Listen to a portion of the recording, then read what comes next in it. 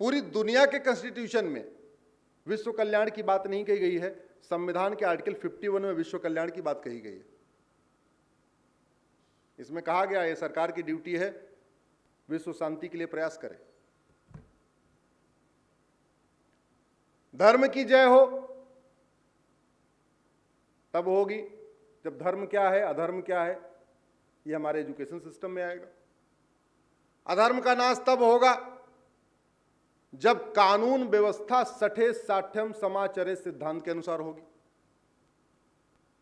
प्राणियों में सद्भावना तब होगी जब फिर से हमारी वैदिक शिक्षा व्यवस्था लागू किया जाए।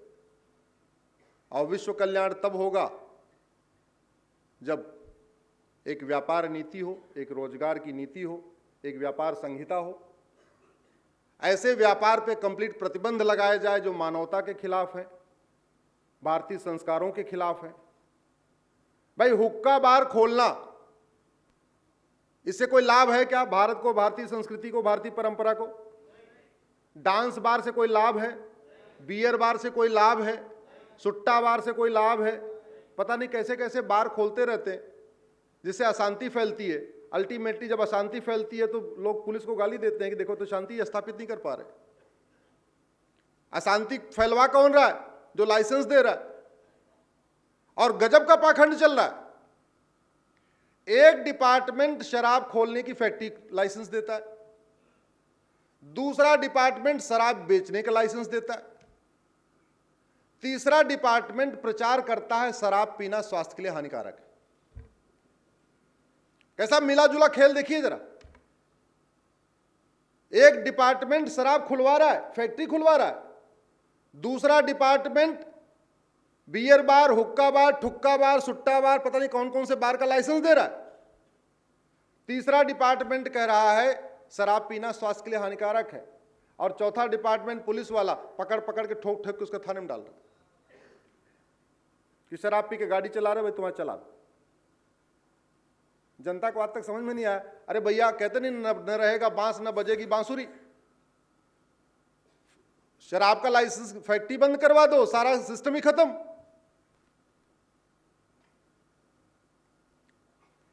जैसे एक ऐड प्रचार चल रहा है, वो प्लास्टिक क्या कहते हैं, कौन सा प्लास्टिक बंद होना चाहिए?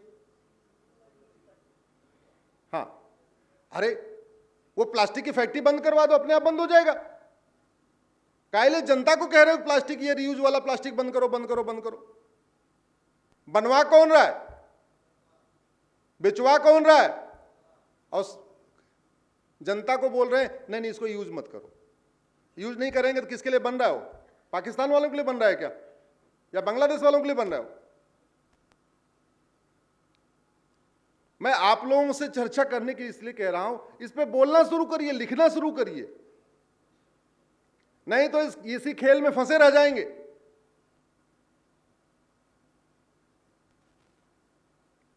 कैसे कैसे करप्शन को डिजाइन किया जाता है। ट्रेन में पहले टेम्परेचर डाउन कर दिया जाता है एसी के कोच का, जिससे आपको ठंडी लगे, फिर आपको कंबल दिया जाता है, कंबल ओढ़ लो। अरे भैया ट्रेन का टेम्परेचर बढ़ा दो, 25 डिग्री कर दो, काहे 18 रखे हो? बिजली भी बचेगी, कंबल भी बचेगा। और पूरी दुनिया में कंबल कहीं और नहीं दिया था, केवल भारत में दिया जाता है। कुछ दिन पहले तक पाकिस्तान में देते थे, लेकिन पाकिस्तान वाले चोरी करके घर लेके चले जाते थे कंबल, तो उन्होंने कंबल देना बंद कर दिया। पाकिस्तान में कंबल केवल इसलिए बंद हो गया कि जब लोग उतरते थे तो अपनी अटैची में कंबल भी ले जाते थे। FIR कर करके दुखी हो गए, समझ में आ गया FIR करने से, तो उन्होंने क्या बोला अब केवल चद्दर ही मिलेगा, बाकी कंबल मिलेगा ही नहीं। हमारे देश में पहले 18-20 डिग्री कोच का टेम्परेचर कर देंगे, फिर आपको कंबल दे देंगे, उसके बाद फिर जानते हैं क्यों कंबल देते हैं? क्योंकि चद्दर 100 रुपए का मिलता है, कंबल 1000 का मिलता है। चद्दर खरीदने पे जो 20% कमीशन थोड़ा कम पड़ता है, कंबल खरीदने में 20% थोड़ा ज्यादा आता है। चद्दर की धुलाई 10 रुपए है तो उसका 20% 2 रुपए हुआ। कंबल की धुलाई 100 रुपए है, उसका 20% 200 रुपए हुआ। तो धुलाई में भी अच्छा आता है, खरीदने में भी अच्छा आता है। आवाज ही नहीं उठाते। भारत की जनता पता कैसी हो गई? हाथी हो गई है।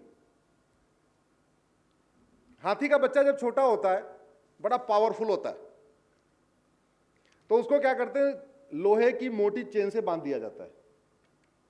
वो तोड़ने की कोशिश करता है, तोड़ने की कोशिश करता है, लेकिन तोड़ नहीं पाता क्योंकि लोहे की चेन होती है। और जैसे ही महावत को समझ में आ जाता है कि मानसिक रूप से भी ये गुलाम हो चुका है, अब ये तोड़ेगा नहीं, तो लोहे की चेन हटा के उसको पतली वाली रस्सी वाली चेन बांध दी जाती है। आप कभी ध्यान से देखना, हाथी का जो बच्चा होता है उसको लोहे की चेन से बांधा जाता है, और जब हाथी बड़ा होता है तो उसको पतली सी रस्सी से बांधा जाता है। फिर भी वो तोड़ता नहीं, भागता नहीं कभी तोड़ के। क्यों? क्योंकि बचपन में वो मानसिक गुलाम हो चुका है। हम लोग भी मानसिक गुलाम हो चुके हैं, या तो पार्टियों के गुलाम हो गए, या नेताओं के गुलाम हो गए, दल गुलाम हो गए, भगवान जाने काय काय के गुलाम हो चुके हैं, लेकिन गुलाम हो गए। जिन चीजों की जरूरत है उसके लिए चर्चा नहीं करते। नशे के कारण हमारी पूरी पीढ़ी बर्बाद हो रही है।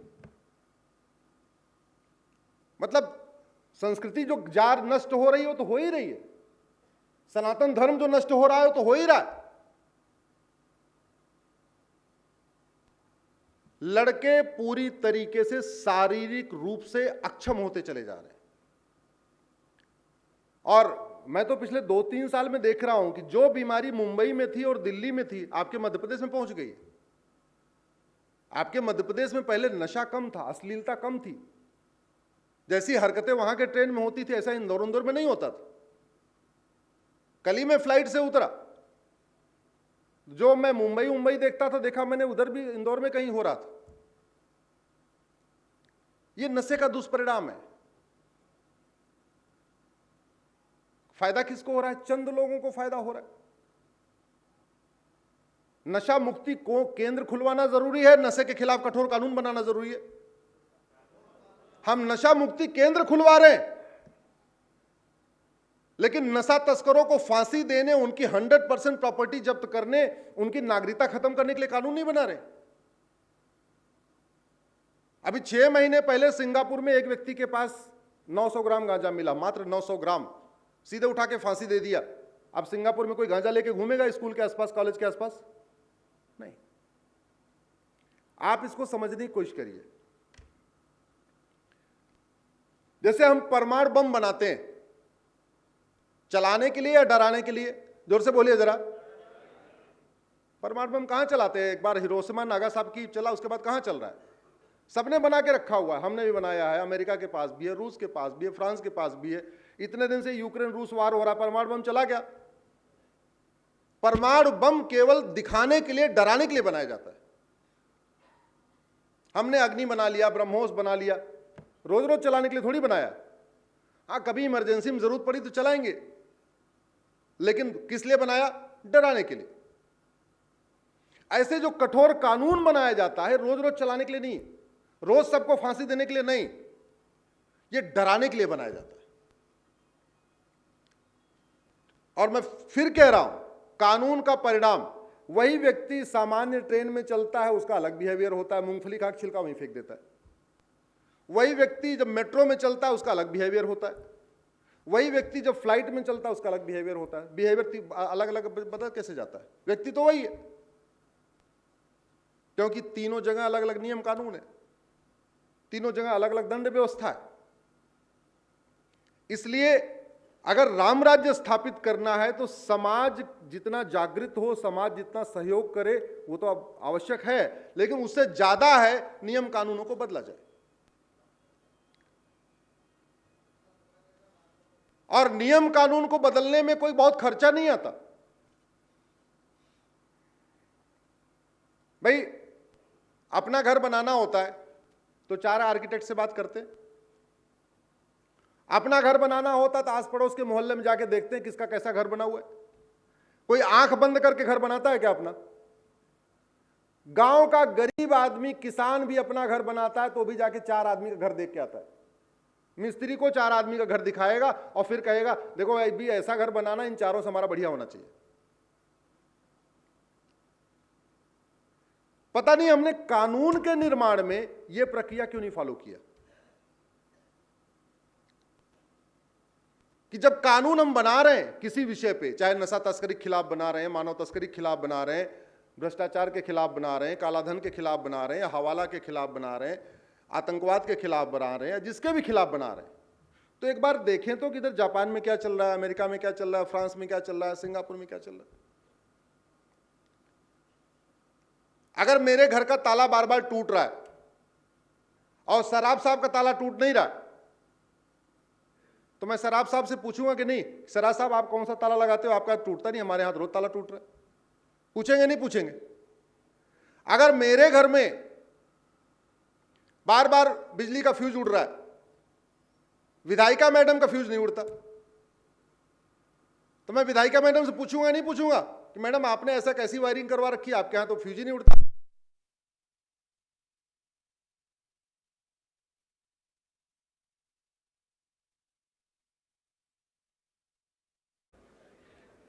भाई ब्रह्मपुर की जनता को धन्यवाद देना पड़ेगा।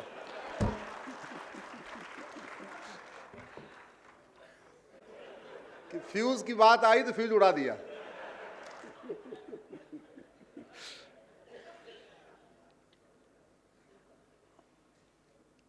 कठोर दंड व्यवस्था का मैं आपको, स्पीडी जस्टिस सिस्टम का आपको मैं एक रिजल्ट बताता हूं। मैंने 2016 में एक पीआईएल फाइल किया कि माननीय सांसदों और विधायकों के लिए स्पेशल कोर्ट बनाई जाए। कप्तान साहब को पता होगा एमएलए एमपी कोर्ट आपके यहां भी बन गई होगी,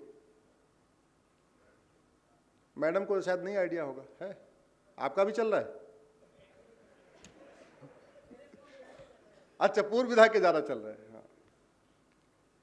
2016 में मैंने पीआईएल फाइल किया कि सांसदों और विधायकों के लिए स्पेशल कोर्ट बनाया जाए।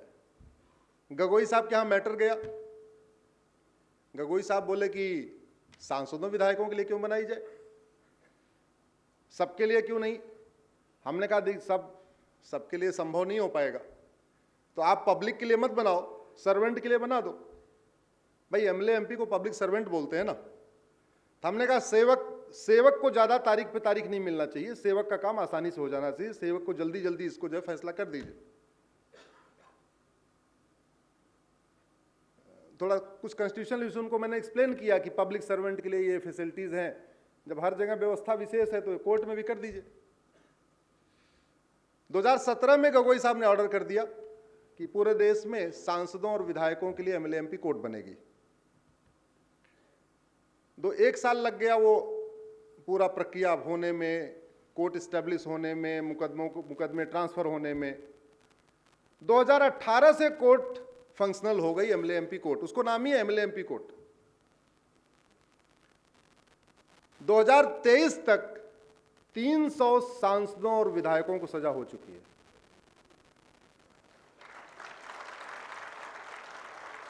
और ऐसे ऐसे लोगों को सजा हुई है जिनका मुकदमा सेशन कोर्ट में चलता ही नहीं था, न गवाह आने के लिए तैयार होते थे, न आईओ चार्जशीट फाइल करने के लिए तैयार होता था। और एक बार चार्जशीट फाइल भी हो गई, गवाह आ जाए तो जज साहब डर के मारे 6-6 महीने की लंबी लंबी डेट देते थे, कोशिश करते थे कि उनका 3 साल का कार्यकाल निकल जाए, अगले वाले इनका मुकदमा देखेंगे। सुप्रीम कोर्ट का एक ऑर्डर हुआ कि एमएलए एमपी के लिए जस्टिस विद इन ईयर होगा, 1 साल में इनके मुकदमों का फैसला होगा। और 300 लोगों को सजा हुई। और कैसे कैसे लोगों को सजा हुई। अतीक अहमद को सजा हुई, उनके भाई अशरफ अहमद को सजा हुई, जिसका मुकदमा 25 साल से चल रहा था। आजम खां को सजा हुई, उसके बेटे अब्दुल्ला आजम को सजा हुई, जिसका मुकदमा 20 साल से चल रहा था। मुख्तार अंसारी को सजा हुई, उसके भाई अफजाल अंसारी को सजा हुई, जिसका मुकदमा 25 साल से चल रहा था। ऐसे ऐसे लोगों को सजा हुई जिनके मुकदमे जज, डिस्ट्रिक्ट कोर्ट के जज सुनते ही नहीं थे। कई बार तो चार्जशीट नहीं फाइल होती थी, फाइल होती थी आगे बढ़ते ही नहीं थे। इस एमएलए एमपी कोर्ट का एक रोचक परिणाम आया। 2019 में हमारे पास 2 लोगों का फोन आया कि बोले अश्विनी जी बहुत धन्यवाद आपको। हमने क्या हुआ? बोले हमारे टिकट मिल गया। तो हमने कहा आपको टिकट मिल गया, इससे हमारा हमने तो कुछ किया नहीं। बोले आप ही कारण हुआ है। हम कैसे? बोले जिसको टिकट मिलने वाला था वो मना कर रहा है हम चुनाव नहीं लड़ेंगे। हमने कहा अच्छा जी। उन्होंने बताया उसके खिलाफ 40 मुकदमे थे। तो जब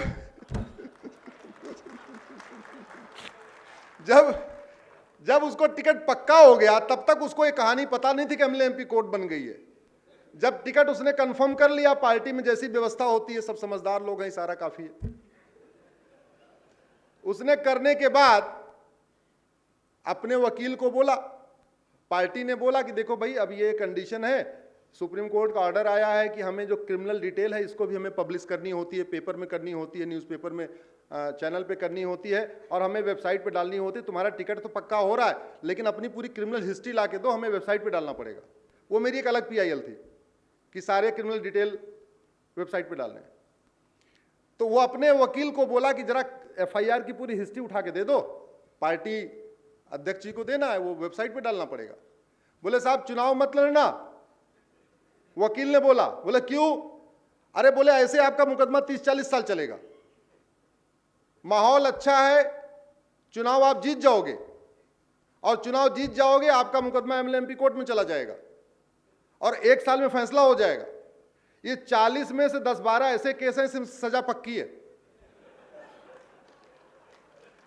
उसने जाके पार्टी को बोला साहब ऐसा हम सेवा करेंगे, जन सेवा करेंगे, हम अब चुनाव नहीं लड़ेंगे।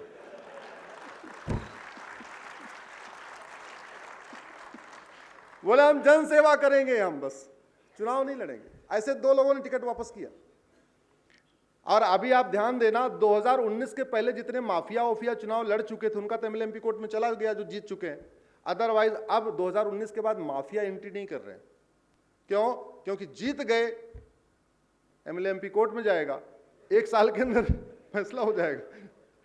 तो सबसे इंटरेस्टिंग केस हुआ, एक दिन मुझे किसी ने बताया, कांग्रेस के मुख्य प्रवक्ता हैं रणदीप सिंह सुरजेवाला। सन 2000 में उनके खिलाफ एक मुकदमा हुआ था बनारस में और 2022 तक वो ठंडे बस्ते में पड़ा हुआ था। सामान्यतया बड़े लोगों का केस ऐसे ठंडे बस्ते में रहता है। 2022 में कांग्रेस ने उनको राज्यसभा भेज दिया और जैसे ही राज्यसभा भेजा उनका मुकदमा एमएलए एमपी कोर्ट में चला गया। उसके बाद मजिस्ट्रेट ने 15 दिन की 2 तारीख दिया, दोनों पे पेश नहीं हुए, नॉन अवेलेबल वारंट इशू कर दिया। पुलिस दौड़ने लग गई उनके पीछे गिरफ्तार करने के लिए, भागे हाईकोर्ट ने बोला कि साहब ये सुप्रीम कोर्ट का फैसला, मैं इसमें स्टे नहीं कर सकता, ये तो सुप्रीम कोर्ट का 1 साल का, आपका तो 23 साल से पड़ा हुआ है। सुप्रीम कोर्ट भाग के आए, बहुत बड़े दिग्गज वकील को, भूतपूर्व कानून मंत्री को एंगेज किया। भूतपूर्व कानून मंत्री खड़े हुए, साहब थोड़ा टाइम दिलवा दो। बोला नहीं इसमें स्टे कैसे, हमारा तो ऑर्डर है एमएलए एमपी का मुकदमा 1 साल में होना चाहिए, हम नहीं कर सकते कुछ। फिलहाल उनको 15 दिन का टाइम दिया कि जाओ वहां सरेंडर करो, अपनी जमानत लो, जो करना आगे करो। लेकिन